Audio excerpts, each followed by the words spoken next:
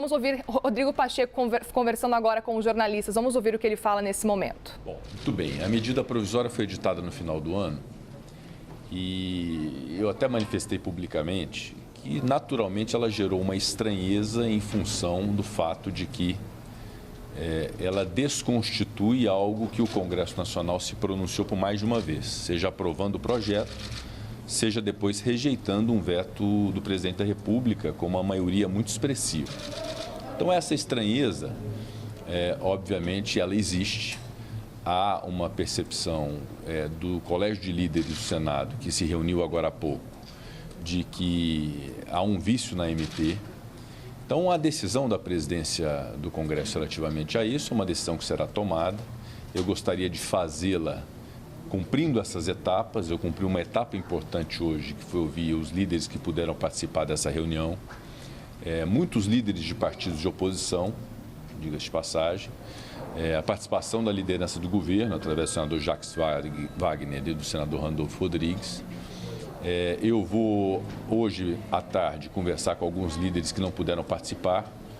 O líder Otto Alencar, o líder Eduardo Braga, o líder Odovisto Guimarães, para poder saber também a percepção deles. E não tomarei uma decisão de devolução integral ou de devolução parcial sem conversar com o ministro Fernando Haddad.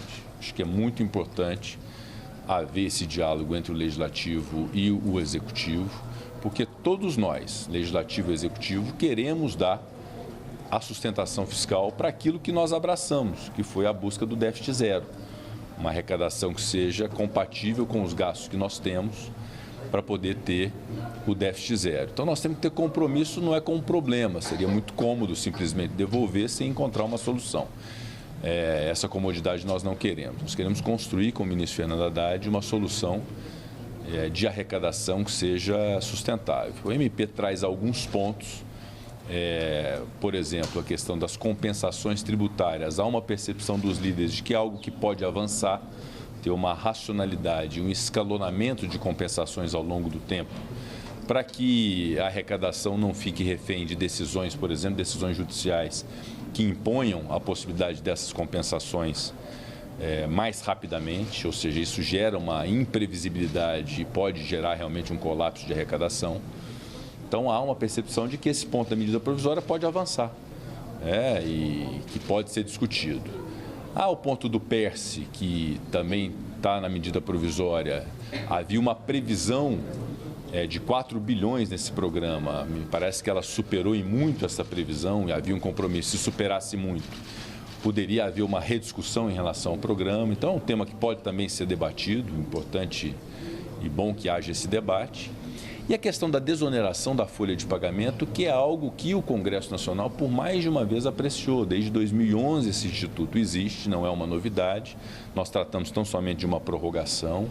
Há um entendimento do Supremo Tribunal Federal de que esta prorrogação é possível, que ela não fere e não gera nenhum tipo de inconstitucionalidade em função das vedações, inclusive trazidas pela reforma da Previdência, de não se ter esse tipo de renúncia de receita sem demonstrar o lastro necessário para isso. Então, a desoneração da folha de pagamento é algo que foi decidido pelo Congresso Nacional de forma muito convicta, muito consciente, com um impacto que gera naturalmente um impacto de arrecadação, que é uma renúncia de receita, mas, por outro lado, gera um impacto extraordinário de geração de empregos, porque nós temos que buscar arrecadar, mas nós temos que buscar gerar emprego também no Brasil. Então, todos esses pontos eu quero levar ao ministro Fernando Haddad para nós encontrarmos uma conclusão que seja uma conclusão em relação ao mérito e aí discutimos a forma, se é parte disso por medida provisória, se é outra parte por projeto de lei ou se é tudo por projeto de lei. O importante é que Legislativo e Executivo estabeleçam um diálogo maduro, sem rupturas, sem rompantes, para a gente poder fazer as melhores entregas possíveis, assim como fizemos ao longo do ano de 2023 todo. Todo projeto que aqui chegou, nós tivemos cuidado, zelo, boa vontade. Aprovamos, antes do governo assumir, uma PEC de transição que deu espaço fiscal para a governabilidade no ano passado. Aprovamos um novo regime fiscal. Aprovamos apostas esportivas, fundos exclusivos, a tributação de offshores, as subvenções do ICMS, que tinham grande polêmica, que no final das contas foi aprovado. Então, todas as medidas foram muito bem aceitas pelo Congresso, com muita boa vontade em relação ao Executivo. E assim será em relação a essas outras também, mas, obviamente, nesse caso específico da desoneração da folha de pagamento, houve uma afirmação muito contundente do Congresso Nacional em relação ao seu mérito, e agora nós precisamos encontrar uma forma de fazer prevalecer o que foi a vontade do Congresso Nacional. E o que eu disse no Colégio de Líderes é que nós temos que ter compromisso, já que nós abraçamos a causa do déficit zero e queremos dar sustentação fiscal ao Brasil, nós temos que ter compromisso de sermos criativos na busca de arrecadações que sejam sustentáveis e, fundamentalmente, acho que é muito importante todos assimilarem essa ideia e colaborarem para isso, que é uma busca também daquilo que pode ser crucial para o Brasil no próximo ano de 2024, nesse ano de 2024, nos próximos anos, que é a racionalidade do gasto público. O corte de gastos supérfluos, o tamanho do Estado brasileiro. Eu mesmo discuti a questão do fundo eleitoral no final do ano passado. Eu acho que seria uma demonstração importante da classe política de ter uma racionalidade em relação a esse tema e a outros tantos temas. Então, o Congresso Nacional pode colaborar com ideias de arrecadações que sejam positivas, que não incrementem a carga tributária para o povo brasileiro, para o contribuinte, e, ao mesmo tempo, corte de gasto e qualidade de gasto público. Então, nós vamos nos dedicar muito a isso. Eu quero dizer que o Congresso Nacional tem compromisso com a solução do problema, não é só compromisso com o problema.